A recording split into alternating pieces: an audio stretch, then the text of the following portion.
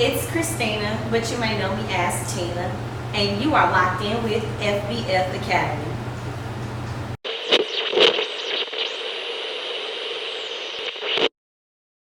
I've been throw up the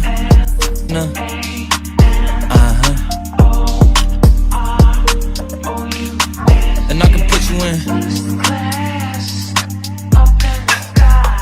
What's going on, everybody? I got a good friend of mine with me today. She came, stopped by the academy. I'm gonna let her introduce herself. What's going on, friend? Hey everybody, my name is Tina Floyd. I am an entrepreneur and I own the business CHOPfruits. I make fruit trays and charcuterie boards per request. What's up, man? So y'all need your good fruits and stuff. Y'all give my friend, man.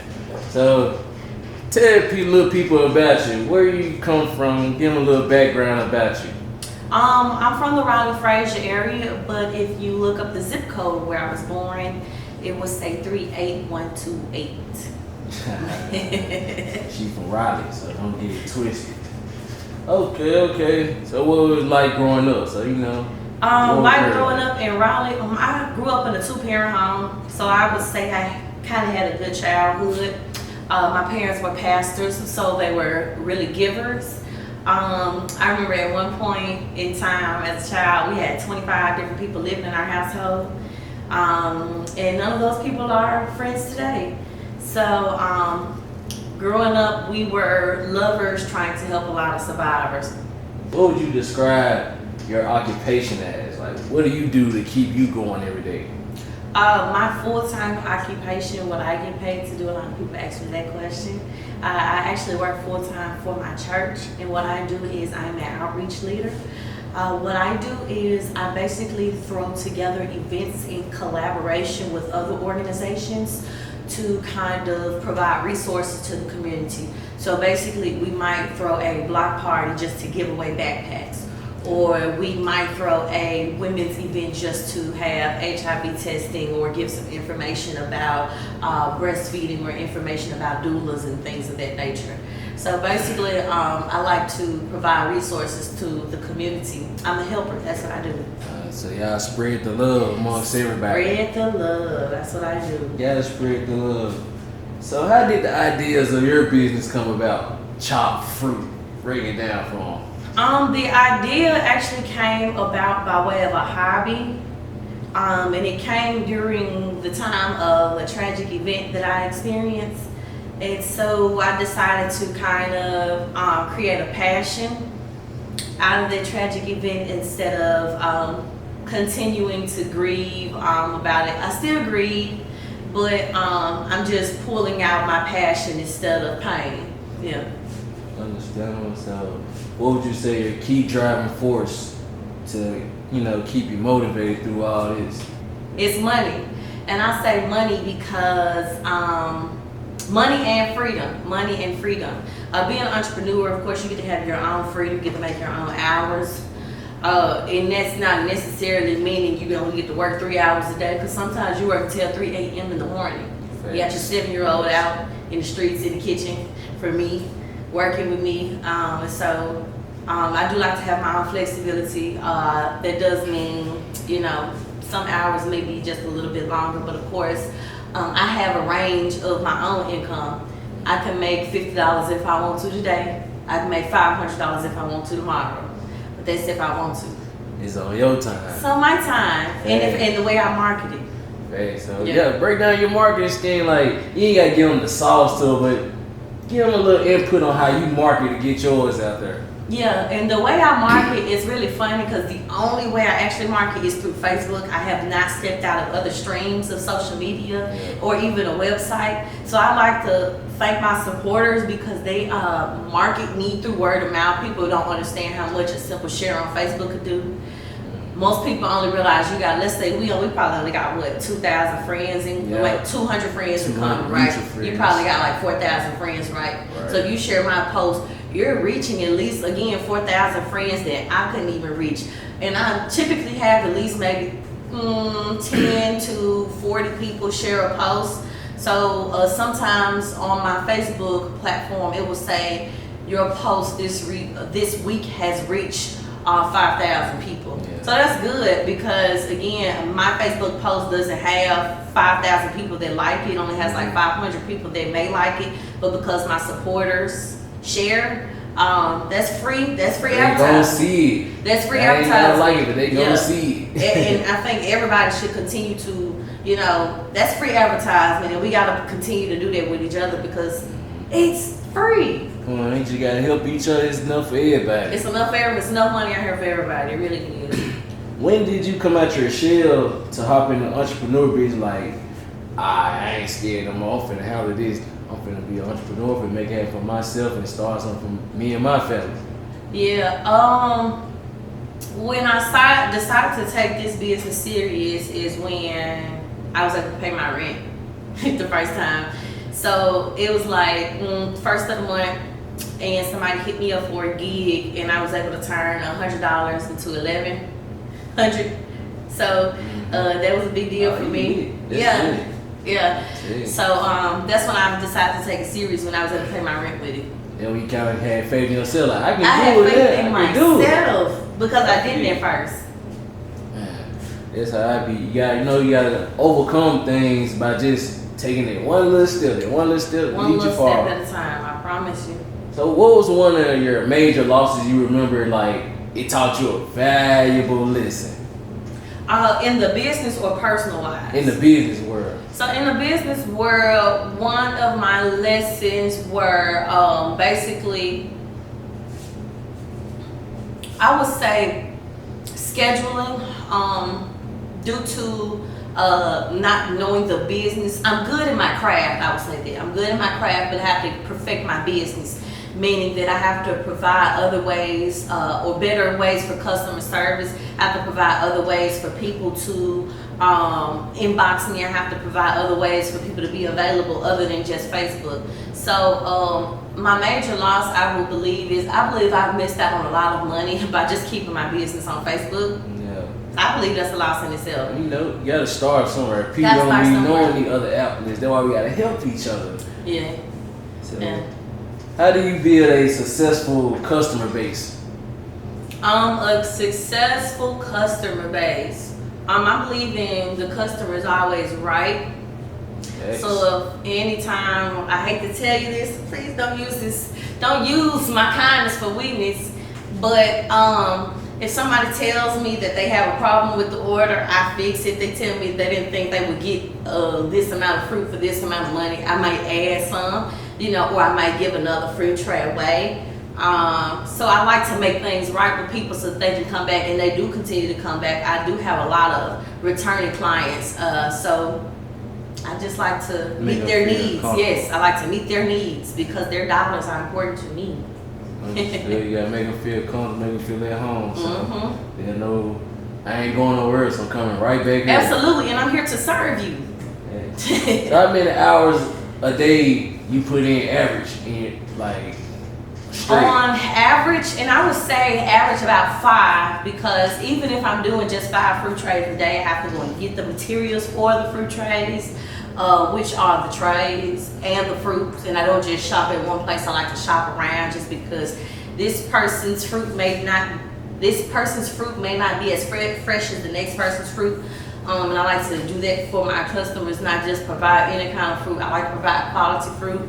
So I do a lot of driving, and it's really the bulk of my time, because it can really take me 20 to 10 minutes to do a fruit tray. Honestly, the bulk of my time is driving. So you gotta make sure you got good quality fruit every Good time. quality, so they can come back every time. You gotta come back. So can you describe, like, outline your two with that? I know you kind of did, but like break down your day from like start up to sunset.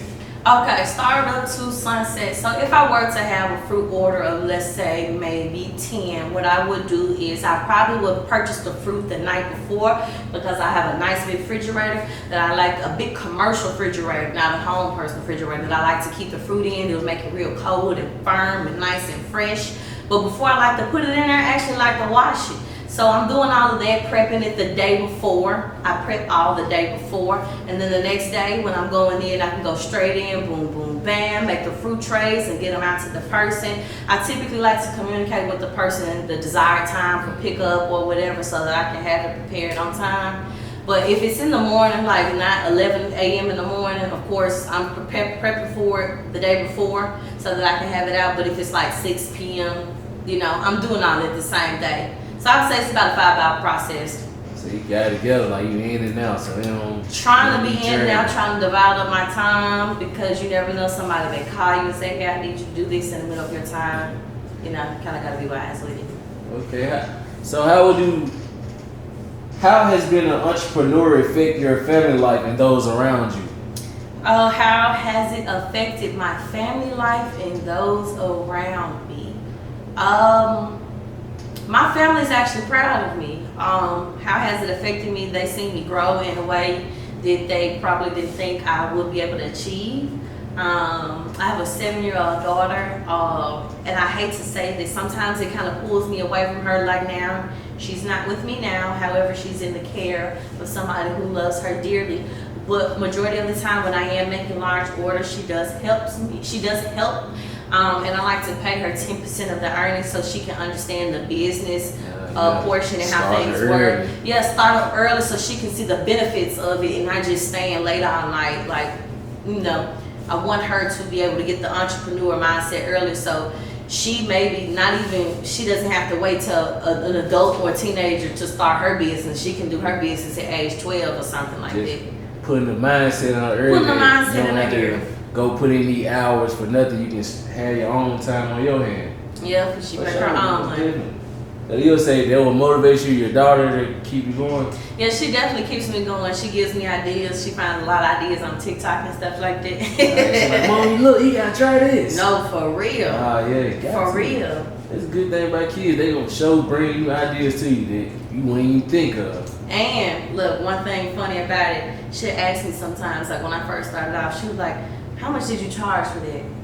Oh. And, no, for real, because I remember one time I charged like $20 for something. Mm-hmm. She said, charge $50 for it. And so I started charging $50 for it. And people started charging $50. So what was once the $20 fruit tray, I mean the $20 fruit tray is now the $50 fruit tray because she said, Mama, you gotta go up, Mama. You gotta go up. They're paying for this good fruit. They gotta pay for this good fruit. Right, they gotta pay for this. So what would you say is your greatest fear and how do you manage it? My greatest fear. Like when it comes to your business, what do you think? Like, I hope this don't happen. I just hope this don't happen to me. So when I first started the business, I did a lot of research on it to see if anybody else kind of had a business like mine. Mm-hmm. And I kind of stumbled on a few, but there weren't many just like mine. So I feared displaying my business to social media, my friends and things like that, because one thing I do know about Memphis, or one thing that everybody says about Memphis is a monkey see, monkey do city. So I was very fearful that somebody would take my idea and run with it, somebody who was way more popular than me, mm-hmm. somebody who already had way more money than me, and that they would succeed more than me. But I had to see it as if, guess what, they're gonna do it anyway. Yeah. You know, if they see you making money, guess what, and they want to do it, they're gonna do it anyway. So what I have to do as a person is perfect my craft so that I can get to the point where, guess what, I can charge them classes.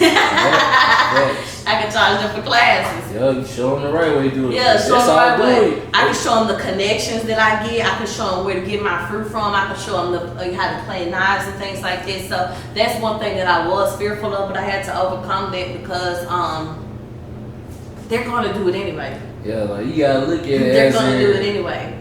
Man, they might just take it, learn from you to try to get where you at, and you might look at it as they stealing, but you actually leading them from the ground. Idea. I'm trying to get where edible arrangements is. Right.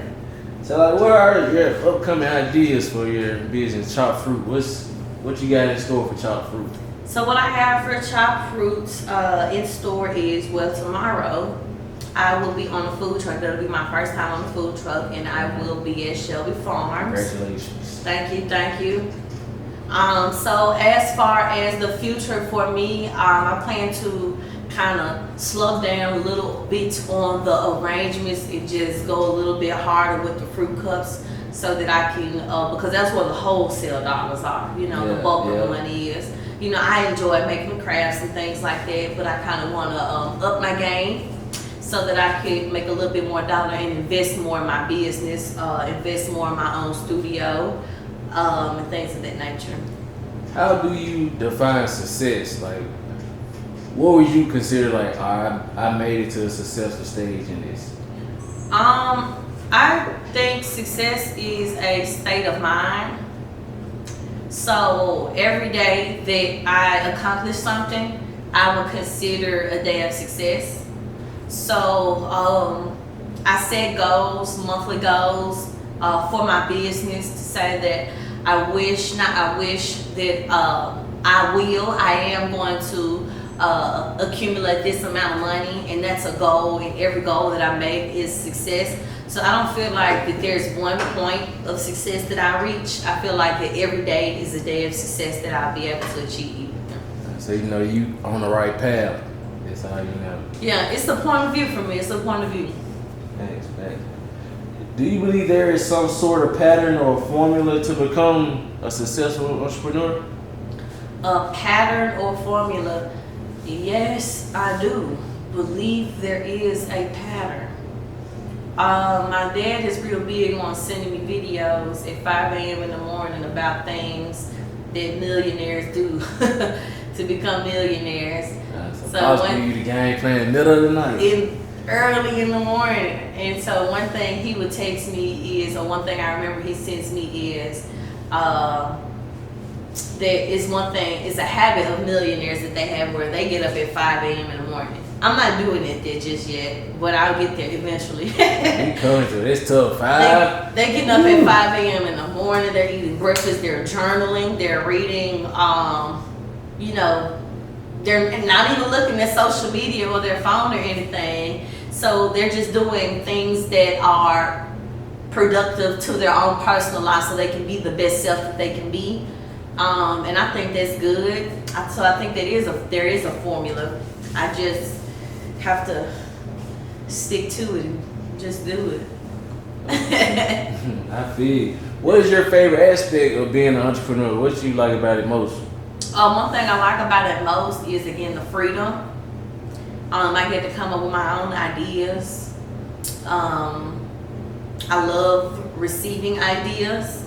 I'm very receptive, so when my friends come to me with ideas, I don't shun them away. I use them. I do, and it's free. And it's help. It's help. It's support. It's showing love. And it's helping my business grow in ways. So sometimes people may ask, like I have customers that may ask me, hey, do you have business cards or something like that? I'm like, nah, but there's something I am working on or something like that. Do you have a website? No, but that is something I'm working on. So when they ask me these questions and things like that, they actually help me grow.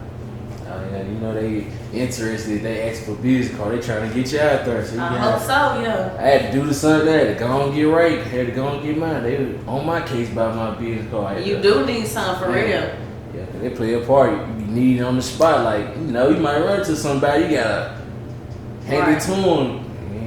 It's part of the process though. But we growing, so everything coming together. What has been your most satisfying moment in the business so far? My most satisfying moment in the business so far has been, I'm not a cooker. I don't bake. I don't do anything. I just chop fruit. So I've enjoyed spending time in the kitchen with my daughter. So that's something she can at least say she had memories of doing, because she can't say, I remember my mom used to make some fire spaghetti. Nah, but I could chop some fruit. So I enjoy spending time in the kitchen with my daughter. Just bonding with your daughter, like, that would matter the most. Spending some feminine energy together, yep. Right.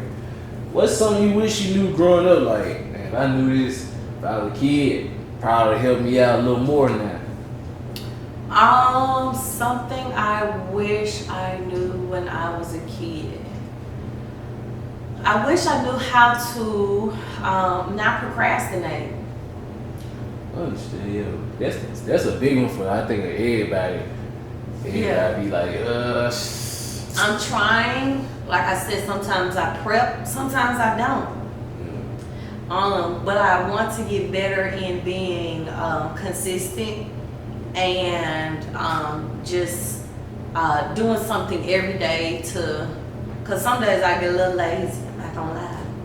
You know, so I want to be more consistent and I want to be able to not procrastinate so much. Oh shit.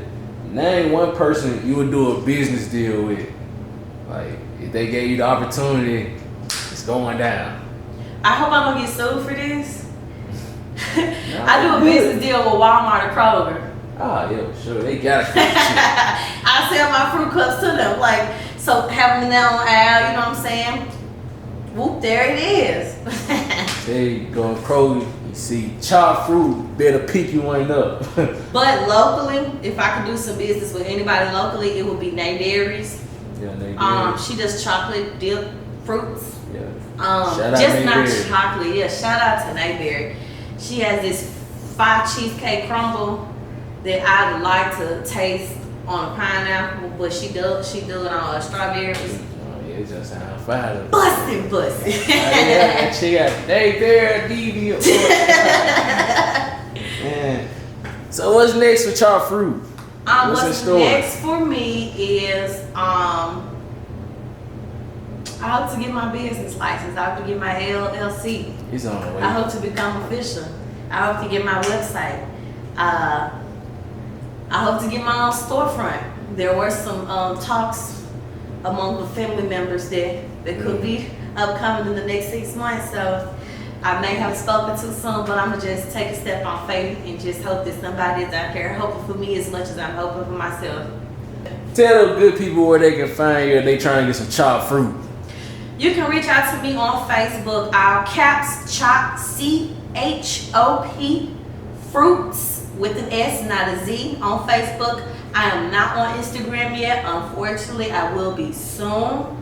But I'm going to also throw my phone number out there because I'm open to business and my phone number only rings when money calls. So it's 901-949-5020. Chop fruits.